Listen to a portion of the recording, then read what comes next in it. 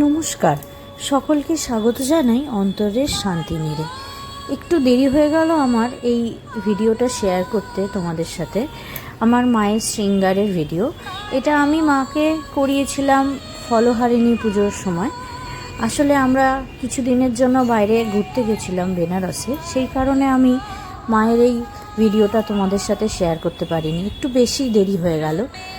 তো দেখো এই শৃঙ্গারে আমার মাকে কেমন লাগছে। এই শাড়িটা পুরোটাই আমি নিজে বানিয়েছি মায়ের জন্য, গয়নাগুলোও আমি মায়ের জন্য আলাদা করে বানিয়েছি। একটু দেরি করেই পরাতে পারলাম, ভিডিওটাও তোমাদের সাথে একটু দেরি হয়ে গেল শেয়ার করতে। তো তোমরা দেখে বলো কেমন লাগছে আমার মাকে এই নতুন সাজে সেজে। মাকে আমি কখনো এরকম পুরো পুঁতির সাজে সাজাইনি, এই প্রথমবারই মাকে এরকম পুরো পুঁতি দিয়ে সাজিয়েছি।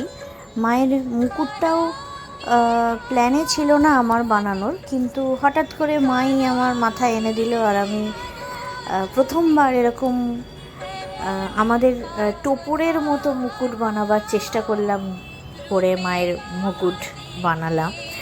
আমার শ্বশুরমশাই দেখে বলছেন যেন মায়ের বিয়ের মতো সাজ হয়েছে। তো জিনিসটা আমার কাছেও শুনতে খুব ভালো লাগলো, তোমাদের সাথে তাই শেয়ার করলাম।